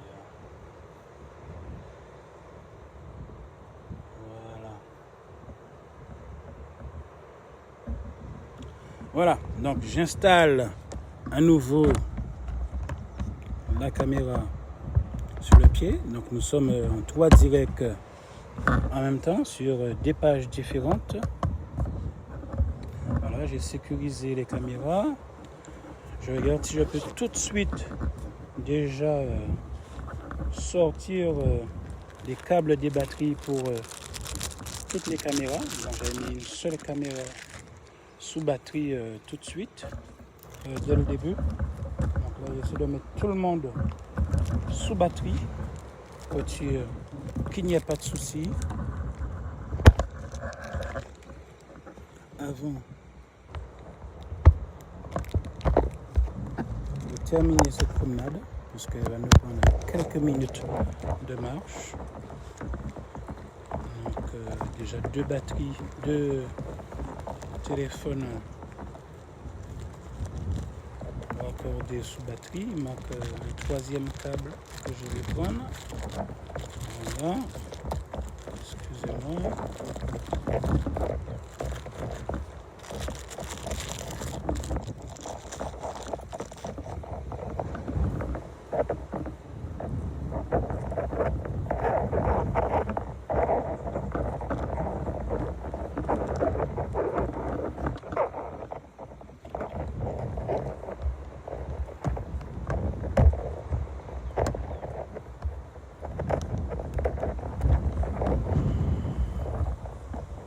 Voilà. Alors, je récupère ma petite canne pour ne pas tomber. Elle-même était déjà tombée. Alors, ça arrange bien. Parce que tout à l'heure, vous allez me voir. Ça va être un peu présentable. Voilà. Excusez-moi, j'essaie de faire un peu, d'arranger un peu les choses. Donc je m'excuse, je crois que c'était pas très bien parallèle. Voilà. Donc nous sommes arrivés par ce petit chemin donc de la plage de Lens-à-la-Gourde, donc Pointe des Châteaux, l'île de la Désirade, le lever du soleil. Et là on va monter ici. On va poursuivre ce chemin. Donc en fait, sur tout ce chemin ont été trouvées des traces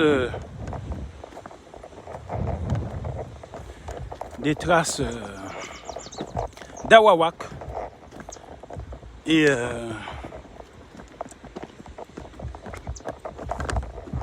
il y a un petit tableau qui a été fait avec un point de vue où on peut aussi filmer le soleil, mais des fois l'internet coupe, donc d'habitude je place la caméra ici. Enfin, une des fois où j'étais venu, voyez, on a un point de vue encore différent. Alors je m'excuse, je vais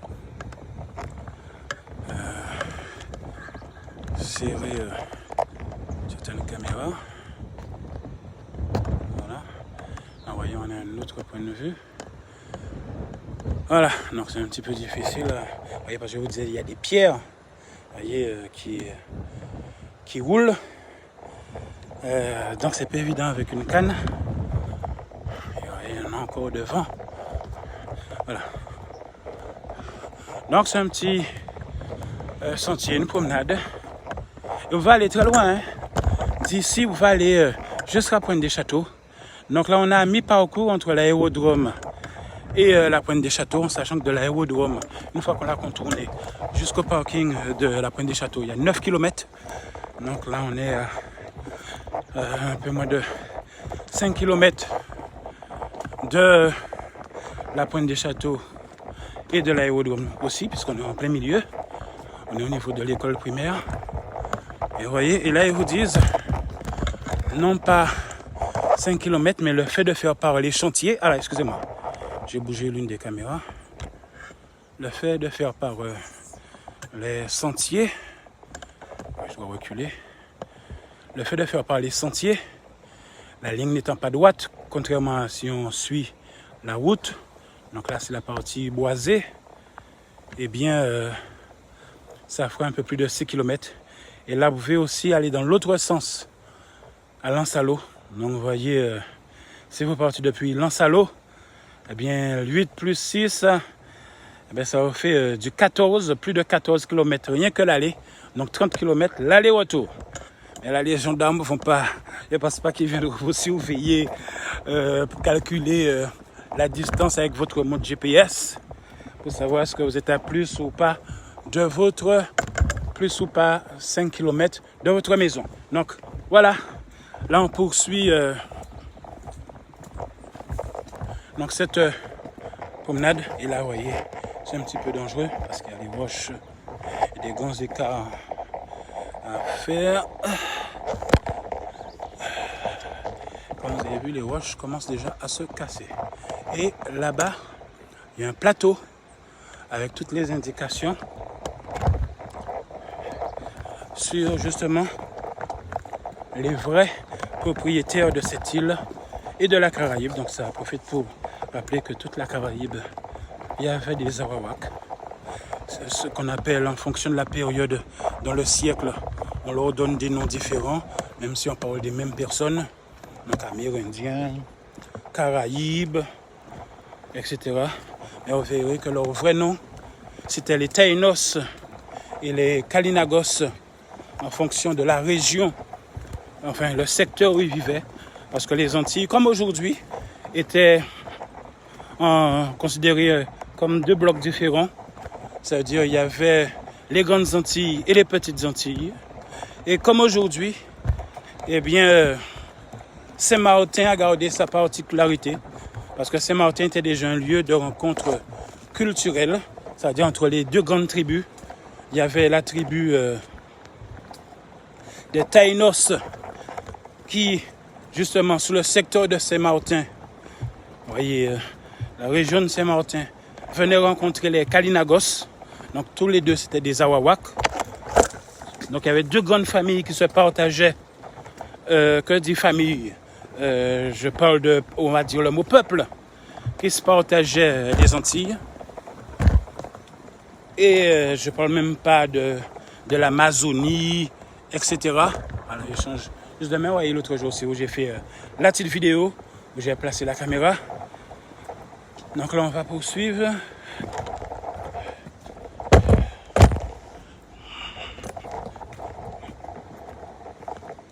Voilà.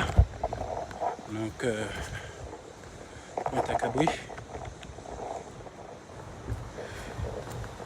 Et voilà donc ce fameux plateau. Ouais. On peut aussi, on aurait pu installer la caméra ici pour vous filmer votre lever de soleil. On va mettre les pieds dans toute leur longueur. Vous voyez, donc on aurait pu vous faire le lever de soleil. Qu'est-ce qui se passe? Excusez-moi, hein? C'est que j'ai pas bien réglé les pieds. Et ils veulent faire ce qu'ils veulent. Ils font ce qu'ils veulent. Voilà.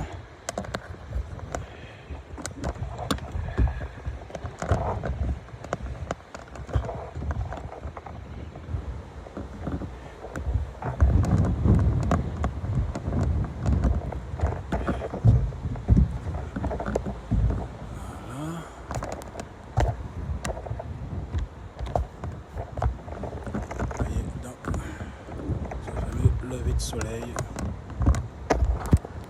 On aurait pu le faire aussi depuis ici.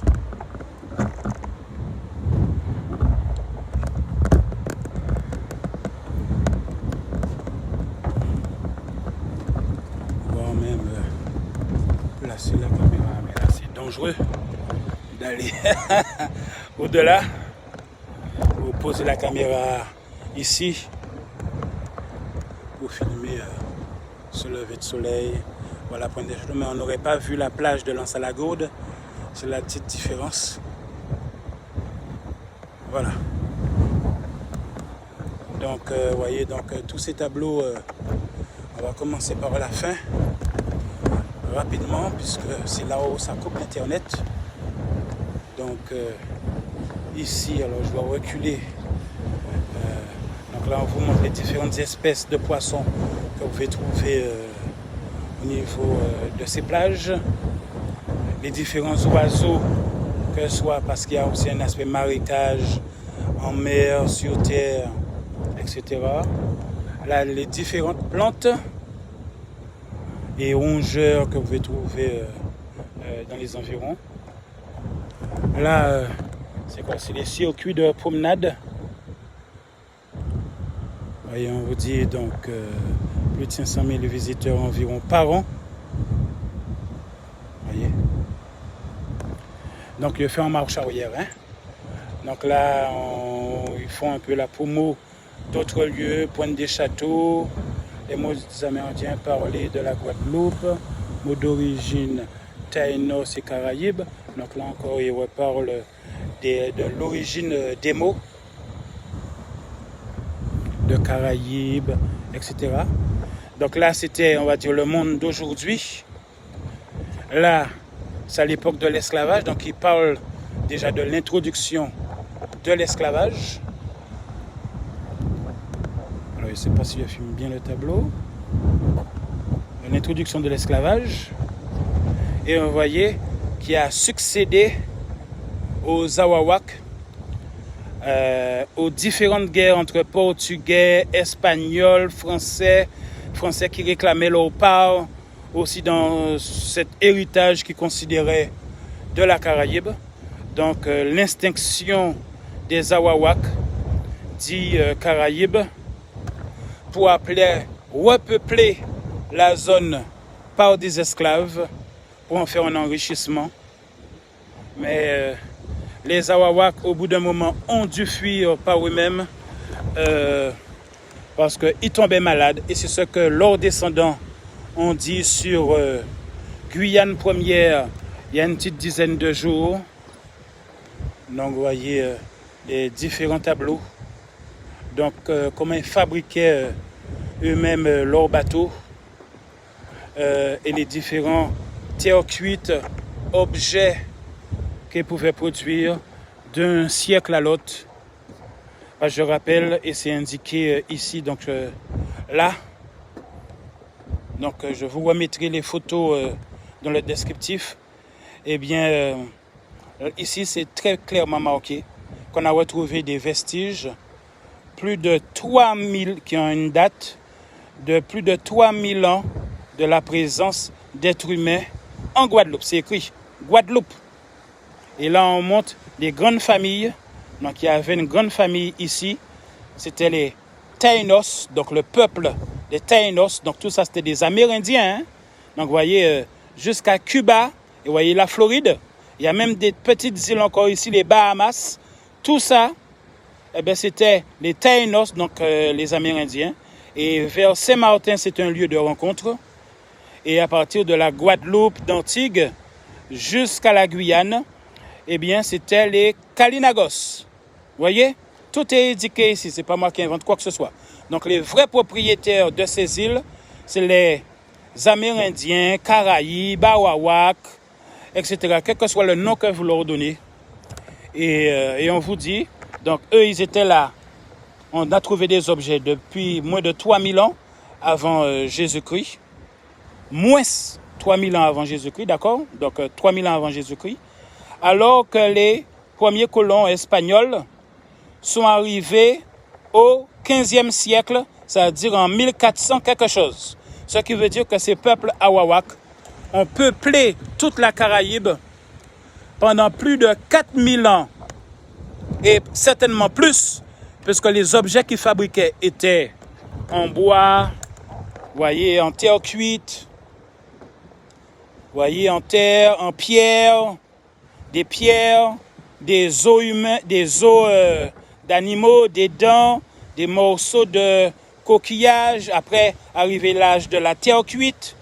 Donc, il y a des objets qui ont pu avoir disparu bien avant et qui fait que la date qu'on ait pu leur donner se limitait à celle-ci. Alors, je vais vous laisser un instant avec le lever de soleil. Et après, je vais reprendre chaque caméra l'une après l'autre pour les retourner et vous montrer aussi ce qu'il en est de tout cela. Non, je vais... Alors, j'ai peut-être fait une bêtise. Voilà. Donc, je vais tourner les caméras vers celui qui vous parle. Bonjour, bonjour. Alors, je dois tourner les caméras. Donc, ce que je vais faire, une après l'autre, je vais vous laisser regarder le soleil.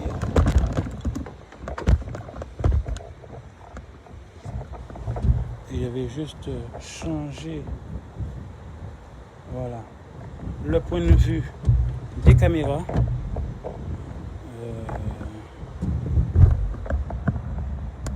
avant de les remettre, de les réinstaller.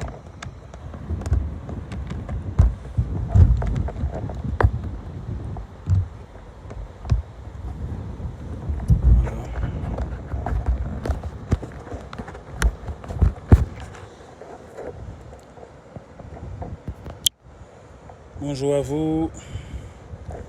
On tourne légèrement les caméras.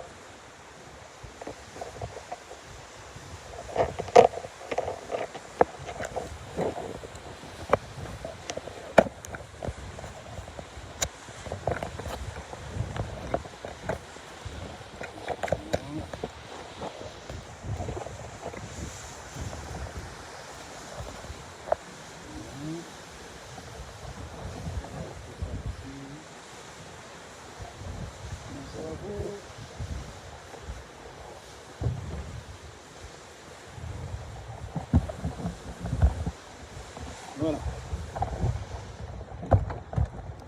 Ainsi nous nous verrons très bien. Oh là là, j'avais oublié que ça peut tomber. Voilà, donc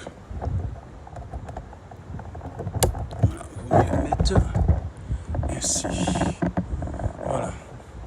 Donc on va arranger tout cela un peu mieux. On va retirer tout cela. Excusez-moi, vous voyez donc tout le petit travail qui doit être fait pour faire les directs. Voilà. Alors les câbles ne sont pas assez longs, excusez-moi. Je vais faire comme ça. On vous fait tout en direct. On vous cache rien, comme on dit. Voilà. Alors.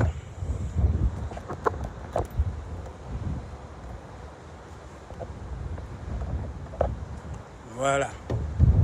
Ben, vous voyez, nous sommes au niveau des tableaux qui vous rappellent. Donc, je vais essayer de m'asseoir un petit peu plus loin pour que vous puissiez voir parfaitement ces tableaux. Vous voyez, est-ce qu'on les voit bien? Il y a des choses que je dois retirer.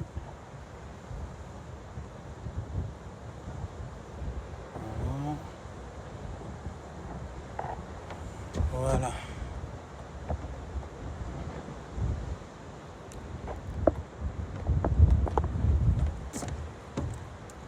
je ne sais si j'arrive pas très bien à voir.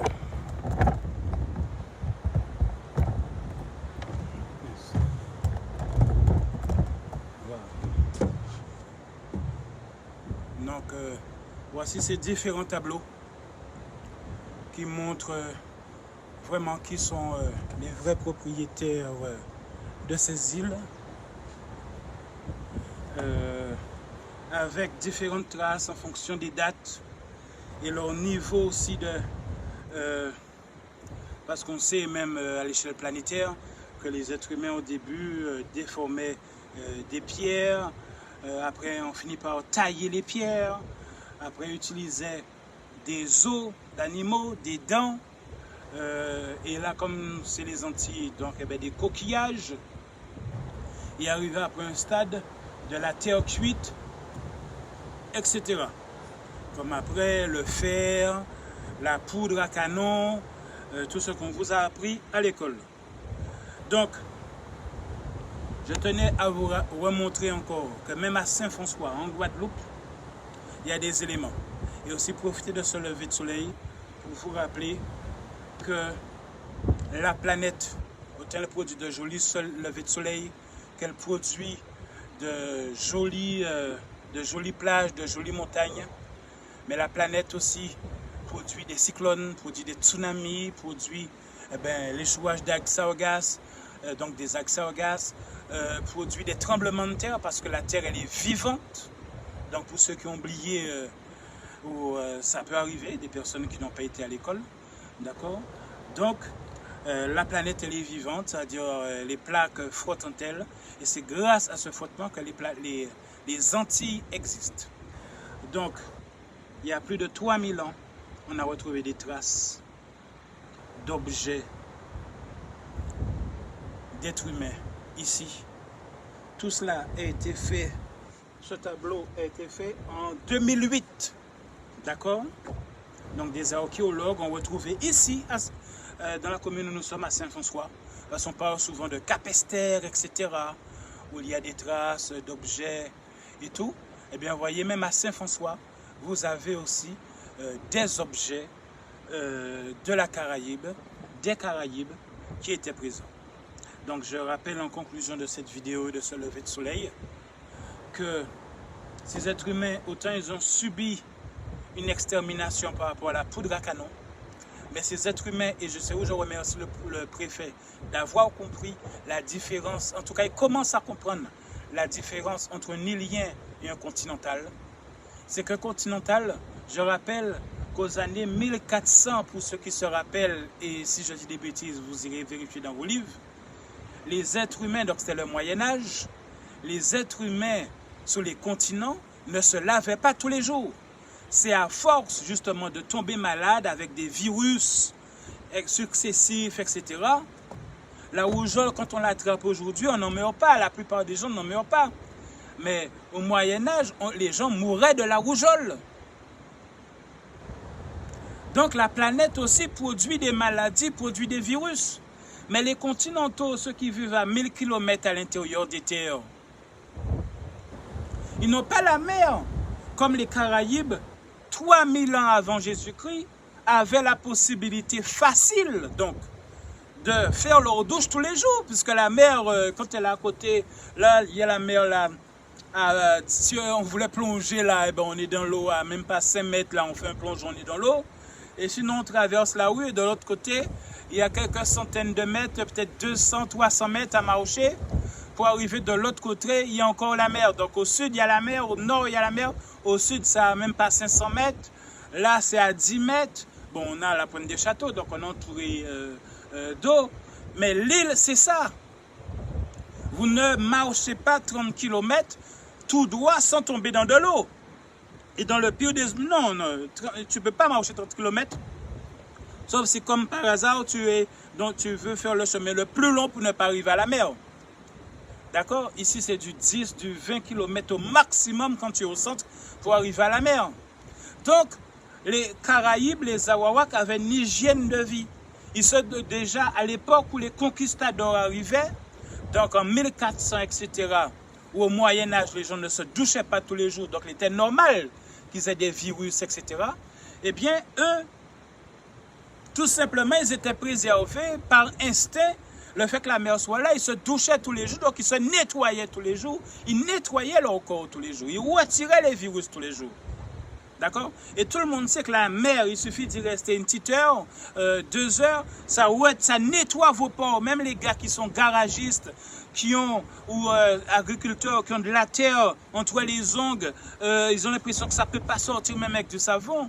Ceux qui sont garagistes, qui ont de l'huile entre les ongles et sous la peau, ils savent qu'il leur suffit de rester 1 heure à faire trempette dans l'eau. Ça nettoie leur corps comme n'importe quel autre produit n'y arriverait pas. Leur pore, ça veut dire la peau, les petits trous qui permettent à la peau de respirer. Tandis qu'un continental n'a pas cette facilité. Donc, du coup, les continentaux développaient des maladies que les îliens, donc les Caraïbes, alors je ne vois pas les écrans, j'espère que nous sommes toujours là. Voilà. Alors, je ne sais pas si c'est bien cadré, hein, j'ai posé au feeling. Qui fait que des êtres humains qui se nourrissaient des plantes, des fruits, de la cueillette, de la pêche parce qu'il y a la mer, de la chasse parce qu'il y a la nature, les oiseaux, on vous a montré les différentes espèces d'oiseaux. La Guadeloupe notamment est l'une des îles le plus ou mieux choisies par les oiseaux migrateurs avant d'aller aux États-Unis. Et cette raison que la plage des Salines a été interdite aux véhicules. Quand j'étais petit, on pouvait y aller en voiture. Maintenant, ce n'est plus possible. Parce que les oiseaux migrateurs pondent à même le sol. Elles font un léger trou dans le sable et elles font leurs œufs sur le sable. Donc quand vous venez avec la vitesse de votre voiture, sans le vouloir, vous écrasez les œufs sans vous en rendre compte. Comme quelqu'un qui marche et sans s'en rendre compte, il marche sur des fourmis. Eh bien, ces êtres humains, 3000 ans avant la naissance du Christ, avaient déjà une hygiène de vie. 3000 ans avant Jésus-Christ, ne connaissaient que les plantes. Et du coup, quelque part, une forme de médecine strictement par les plantes. Donc, des Européens qui, eux, des continentaux, donc ils n'avaient pas, je vous ramène à vos manuels scolaires, cette habitude de faire leur toilette tous les jours, tandis que nous, c'est hyper facile, il suffit d'aller dans la mer, il suffit d'aller dans les rivières, etc. Il n'y a pas de kilomètres à faire pour arriver à la mer, donc avoir un prétexte de se baigner, donc une hygiène de vie 3000 ans avant Jésus-Christ. Donc pendant 4000 ans, 4400 ans avant l'arrivée des premiers conquistadors, c'est écrit espagnol au 15e siècle, ça veut dire 1400, etc. C'est écrit plus précisément plus loin, 1400 et poussière. D'accord? Eh bien, depuis plus de 4400 ans, avait déjà une hygiène de vie. Donc, n'avait pas les maladies que pouvaient avoir les continentaux. Relisez vos manuels scolaires, au Moyen-Âge, les gens ne se douchaient pas tous les jours. C'est au fur et à mesure qu'ils ont commencé à se doucher, et ce n'était pas tous les niveaux de vie. À l'époque, les rois ou les agriculteurs ou les pauvres, eh bien, en fonction du niveau de vie, pouvaient se doucher une fois par semaine, une fois par mois, ou peut-être comme ça de temps en temps dans l'année. Tandis que les Arawaks, 3000 ans avant Jésus-Christ, donc plus de 4400 ans avant, se douchaient déjà tous les jours.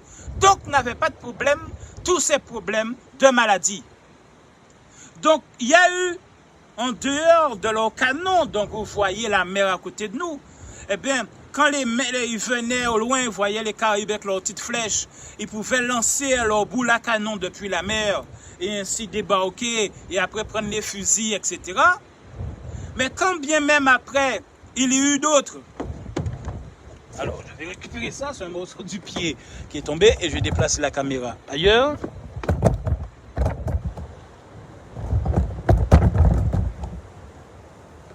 Alors, excusez-moi, avec le soleil, je ne vois pas tout. D'accord. Alors, il faudrait que je baisse un peu plus par là pour être sûr que ça ne tombe pas.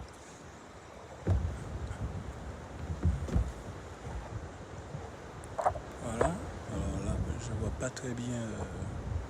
Voilà. Et là, je vois même pas si c'est allumé ou pas. Donc, il y a eu tout simplement un choc sanitaire.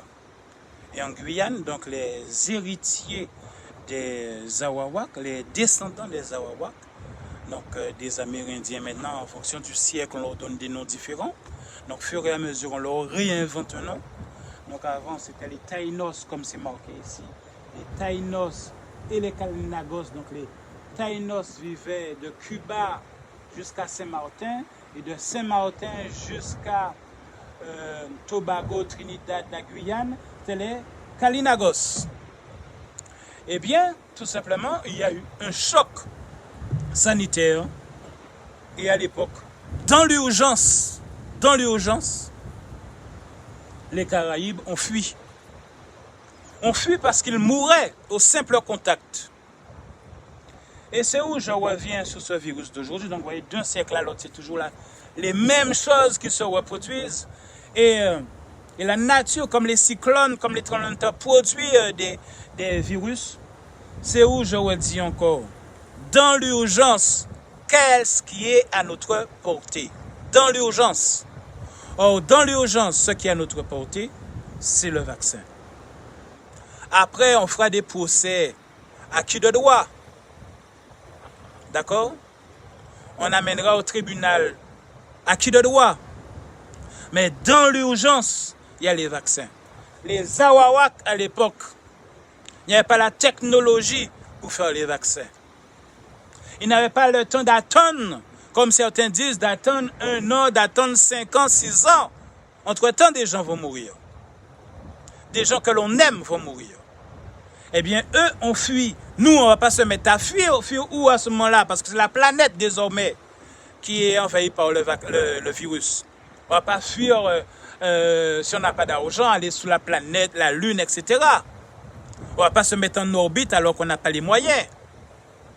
On va pas, ou alors il y a des Américains qui depuis un moment, sous leur maison, il y avait des bunkers individuels, familiales, qui depuis des années s'attendaient à un truc, donc avec de la nourriture et tout, mais ça va bientôt faire 2 ans. Donc, ce sont ceux qui ont de l'argent qui auraient pu s'enfermer sous terre dans leur bunker pendant 5 ans en attendant que, mais ce n'est pas tous les êtres humains. Donc la solution apportée de tous les êtres humains, dans l'immédiateté, contrairement aux Awawaks, ce n'est pas fuir. Contrairement aux Américains, certains qui ont de l'argent et qui s'enferment peut-être sous terre depuis 2 ans pour se protéger. Et même là, aux États-Unis, il y a eu des milliers, des centaines de milliers de morts. Parce que ce n'est pas tout le monde qui a l'argent de se mettre sous terre pendant 5 ans et tout. Vous voyez, on va sous la 2e année. Il y aura une 5e vague. Pourquoi? Parce qu'il y a des gens qui refusent de se faire vacciner. Donc, du coup, il y aura un variant Delta. En Guyane, c'est Gamma et Delta. En Guadeloupe, c'est Delta. Après, l'année prochaine ou dans 6 mois, on va entendre qu'il y a encore un nouveau variant qui va arriver. Et c'est où je remets aussi le porte-parole du parti politique historique indépendantiste de Guadeloupe qui a dit qu'il y a trop de gens fragiles en Guadeloupe et que les gens fragiles, il faut penser à eux, il faut qu'ils se vaccinent. Donc je vais terminer cela sur... excusez-moi. Je vais faire un tour, donc je vais mettre les caméras vers moi.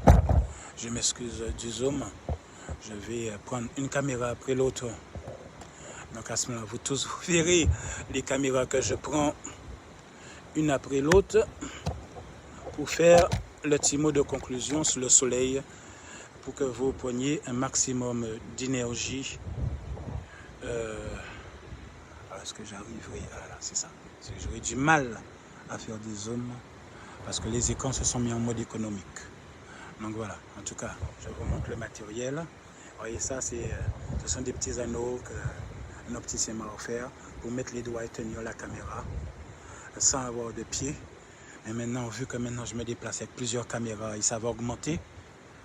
Puisque quand vous avez des événements, vous m'invitez, il faut que tout le monde ait sa place. Même demain, si le conseil municipal de ma commune finit par m'appeler, eh bien, il faut que j'ai suffisamment de caméras pour que tout le monde soit en gros plan. Ça veut dire que je placerai des caméras de tous les côtés pour que tout le monde soit en gros plan. Donc voilà, c'était votre lever de soleil. Et j'arrête ce direct-ci. Donc vous voyez tout, hein. Excusez-moi. Alors.